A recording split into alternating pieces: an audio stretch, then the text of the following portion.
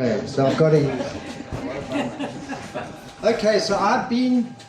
Is this on? It is. So I've been at the. I've been at the beginning of all of these biome projects, with the exception of the Savannah, Fynbos, Karoo, Thicket, Forest, and the Karoo's my favourite one because Valley Bushveld is my home. And so it gives me great pleasure to come and talk to you today. Okay, so I'm going to look at 20 years of research in the thicket, and I have a very personal perspective. So these are the things that fire me up. So if I didn't mention your particular interest or what you thought was the most exciting thing, I apologize unreservedly. Okay, so in 2000, we got funding. When I say we, I was working out of TERU then, the Terrestrial Ecology Research Unit at the University of Port Elizabeth. We got funding for a conservation plan for implementation in the subtropical thicket biome, and we were funded by the GEF, the Global Environment Facility. Those were the days when it could still fund a university. It didn't have to go through the whatever. You would never get that funding today. And we developed a plan which was geared up for implementation. And our kind of motto was keeping people on the land in living landscapes. So we weren't saying, oh, we're going to go there and create more protected areas. We realized that a lot of the good stewards of thicket were people in the private sector, and we needed to work with them in order to achieve the quite substantial biodiversity targets that the project set. So the approach was typical for these bioregional planning projects of the early 2000s. Basically, we developed a whole lot of new data layers, a vegetation map, which Graham Flock did, a map of the protected areas, including what we call Category 1, Category 2, and Category 3 reserves. Okay, what are they? They would be called, I don't know, that funny term that you raised. Sort of extra, whatever, conservation areas. And then we also mapped the transformation. Wendy Lloyd did that. So with these layers, we were able to then intersect what was outside of protected areas, what was still intact, and we set targets for each of those vegetation units. They varied from about 10% to 20%. None were as high as 30%. And then out of all this stuff and algorithms and blah, blah, blah, we ended up with a conservation planning products, which we took to the stakeholders in developing a strategy. And this is what came out of the projects. This project was a conservation planning map of the subtropical thicket biome.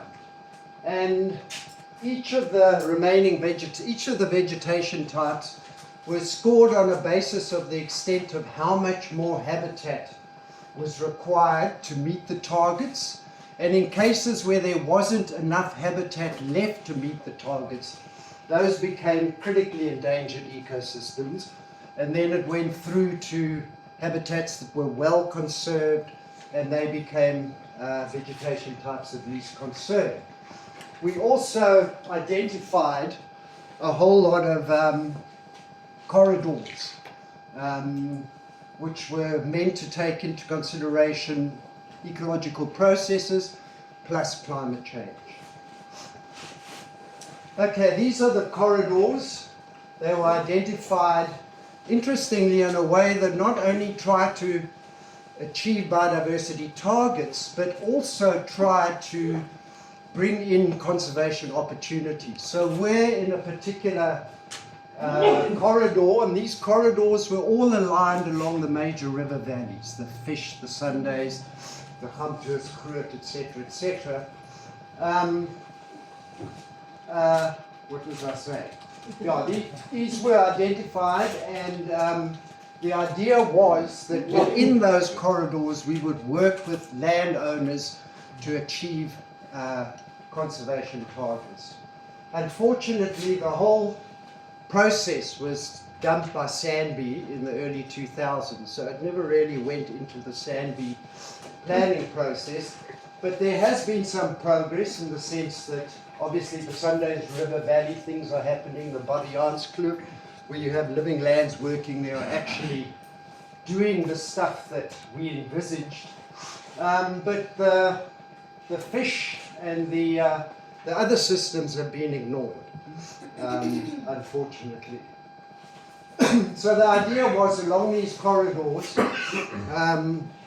we would have, there would be a whole lot of different land forms, land uses, restoration, carbon credits, game farming, protected areas and conservancies.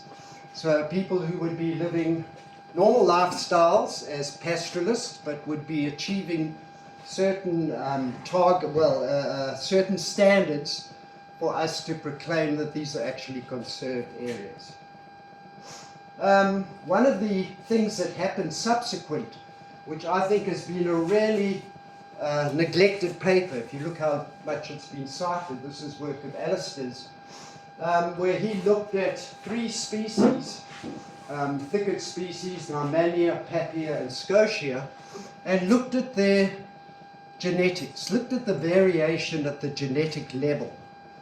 And what he found was that Narmania and Papia split up into genetic types that were associated with these particular corridors. So what it's saying is that these corridors are a good proxy for evolutionary processes.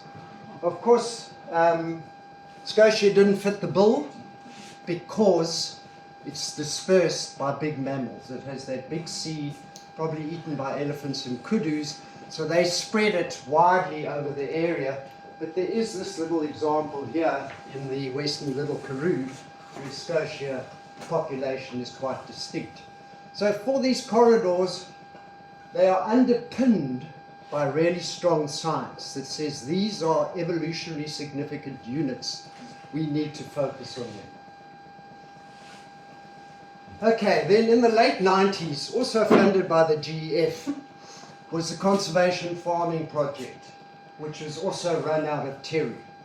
And this Conservation Farming Project was all about how we can assist with sustainable farming in the subtropical thicket.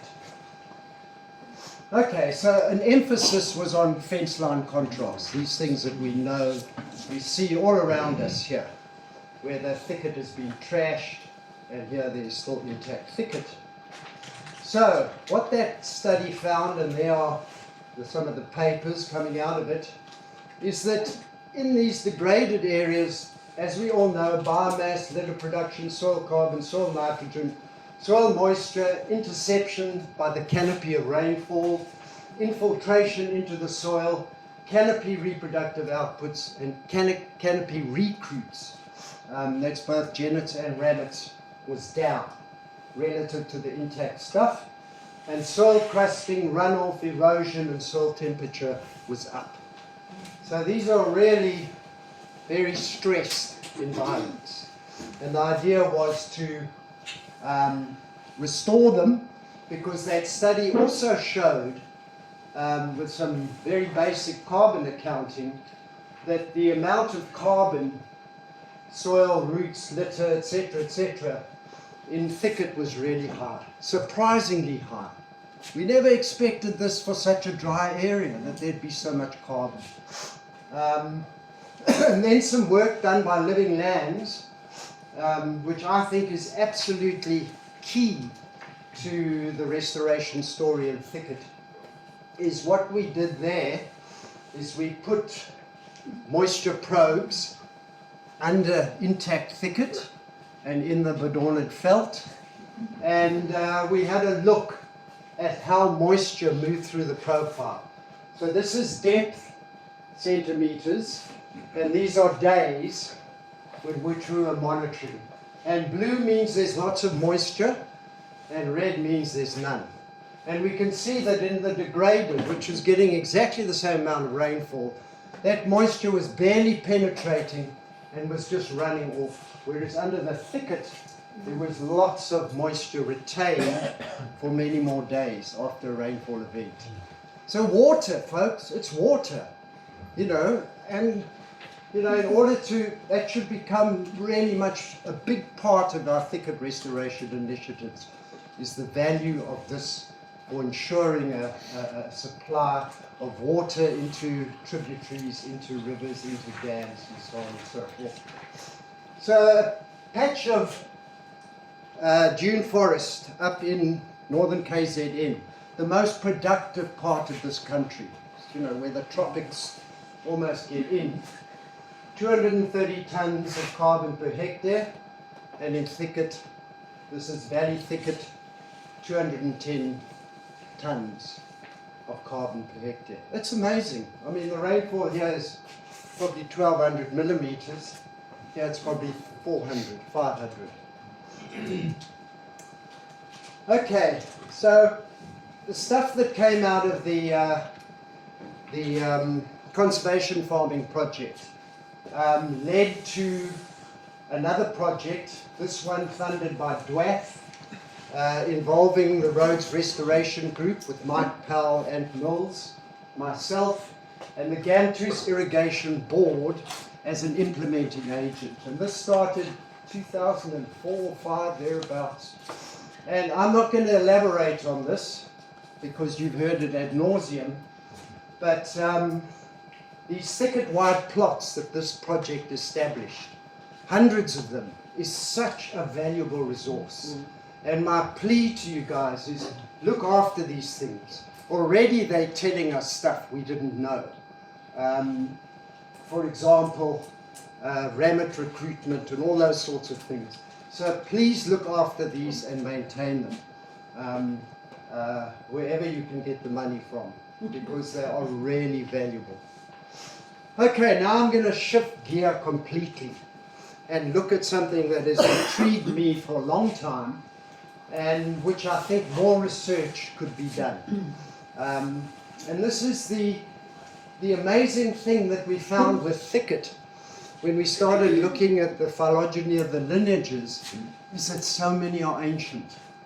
Okay, so many started emerging around 50 to 30 million years ago, including succulents, including the Dendariaceae, which is speckworm.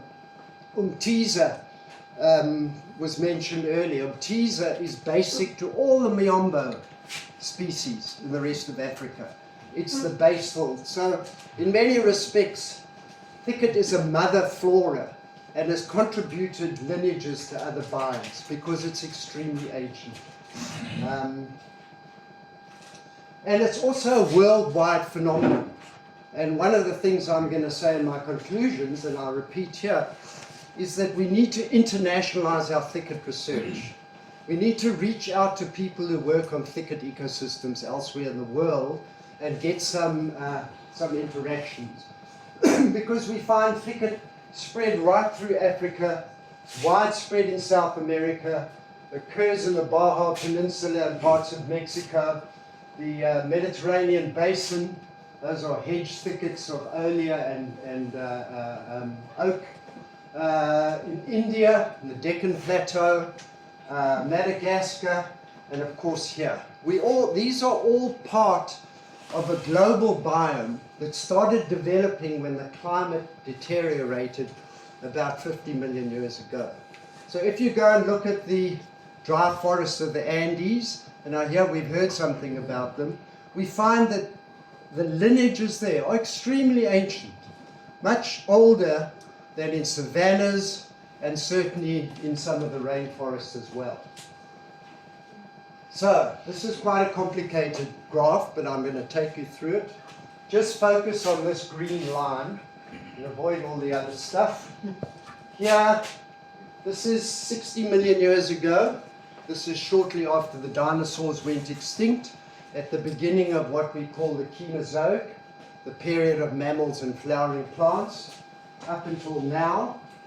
And these are just proxy measures for temperature, different measures used for different times. And what we can see is that after the big extinction event, there was this period, the Eocene optimum, when temperatures, average temperatures were as much as 8 degrees higher than here. And there were forests from pole to pole. So there were subtropical forests on the North Pole and subtropical forests on the South Pole, and everywhere in between, forest vegetation. Okay, there might have been an odd patch here and there where the soil was too shallow, but essentially the world was forested. Then all of a sudden, round about 30 million years ago, the temperature plummeted. And Gondwana, the Antarctic glaciers started to develop. So it got colder, it also got drier, but something that people have ignored is that carbon dioxide dropped. So again, here we go from present to 50 million years ago.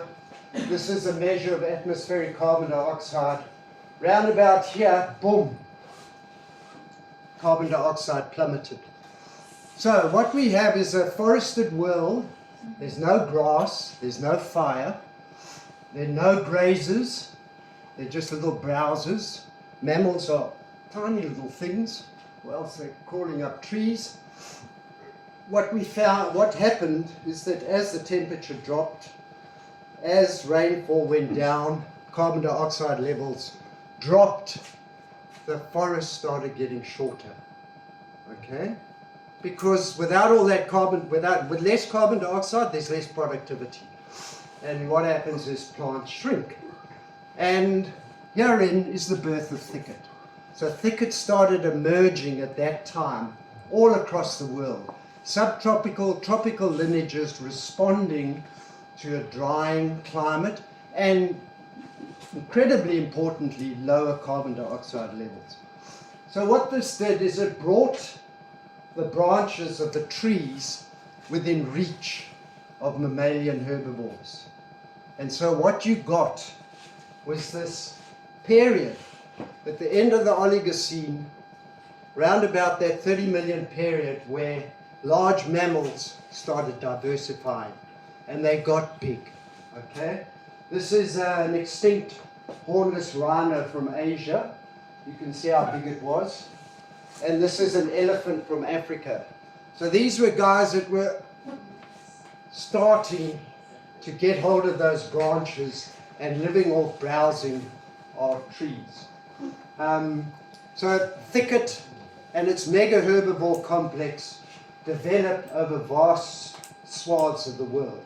And then fire came, and we started getting savannas. And savannas, in my opinion, are just degraded thickets, fire-degraded thickets. So lower carbon dioxide levels and lower temperatures, lowers forest canopy and stimulates mammalian herbivore sites. Okay, here's another one of the, what should I say, prospects rather than retrospects. Is one of the things that bothered me about thicket all these years is we don't seem to have a set of functional forms that can tell us how thicket works. So if you go to fynbos at the top here, we've got proteoids, restoids, ericoids. We know how these different forms respond to fire and nutrient levels and where you get proteoid fynbos, ericaceous fynbos. Similarly with savannas, we have trees and grass, and we know how those two things interact with fire to produce the savanna landscapes we see today. Even in the succulent Karoo, we've got annuals, and then we have these little shallow-rooted facies, and they respond differentially to droughts over seasonal and long-term periods. But we don't really have the same thing for thicket. So anyway, Tineke Cry and I had a student. Now I want you to go through each one of these pages before I move on. Tineke Cry and I had a student, Tion Stradum, and Adrian as well. And we got Tion onto looking at growth forms, how can I say, tree architectures in dune thicket. And we identified 3 canopy architectures: hedge formers, lateral spreaders, and vertical growers. Okay, let's have a look at them. So hedge formers dominate in arid thicket. Okay, they're out the window here. They occur in valley thicket, more seldom in mesic thicket.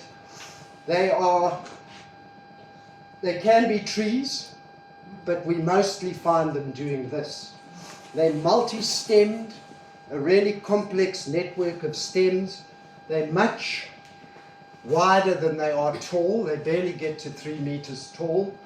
They have massive underground branches that extend all over the place and send up ramettes, vegetative recruits, particularly where there's dense vegetation.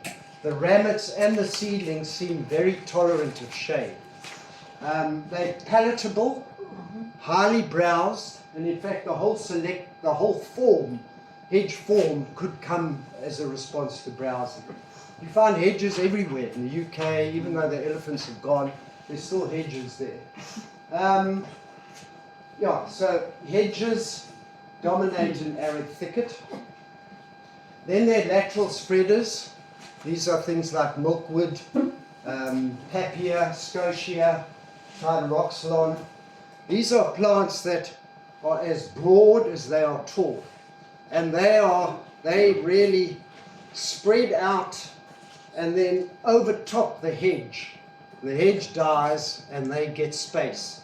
But if you bring in big browsers or goats or whatever that kill them, knock them back, then they either adopt a hedge form or they're replaced by hedge formers. And then, of course, the vertical growers, which are mainly in mesic thicket. These are trees, okay? So they're taller than they are broad. They're very variable in terms of light. Some like openings, some recruit in the shade. Many of them can only play the tree game. So unlike Roxylon, which can be a hedge, canopy spreader, or a tree, these guys, a lot of them can only be trees. So that really constrains where they can grow. Whereas a lot of the other species have a lot of flexibility, phenotypic plasticity.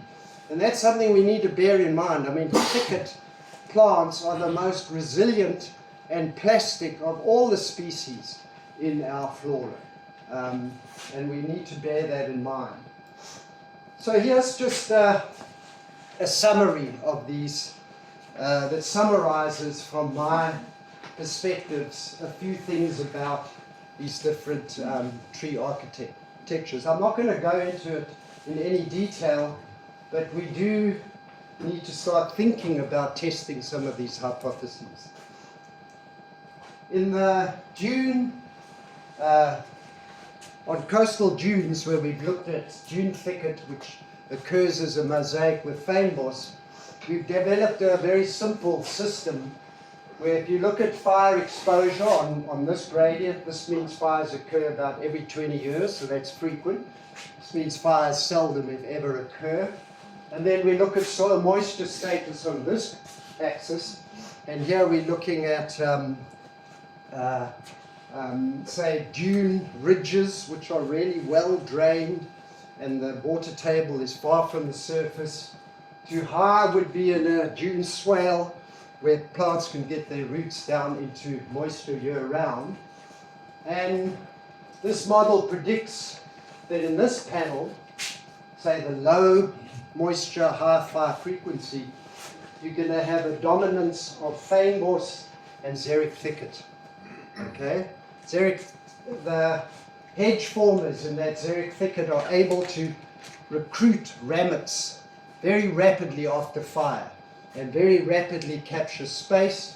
But then in the end, in the absence of fire, they start getting overtopped by, or under moisture conditions, they start getting overtopped by lateral spreaders, etc. So that when you end up in this panel, no fire and high moisture, you have a matrix of forest and mesic thicket. Now I think we could develop a scheme like this for inland thickets. We just replace fire exposure with megaherbivore browsing intensity. So what about the succulents? Where do they fit in? These guys, they are vertical growers, are they not? Same with these tall tree aloes. But I'm not sure what role they play in the system. They seem to be guests, seem just to be there. If you took them out, what would happen? To me, that's a big question. Speckworm is a hedge former par excellence, but it doesn't behave like a lot of hedge formers in the sense that it establishes babies in the open.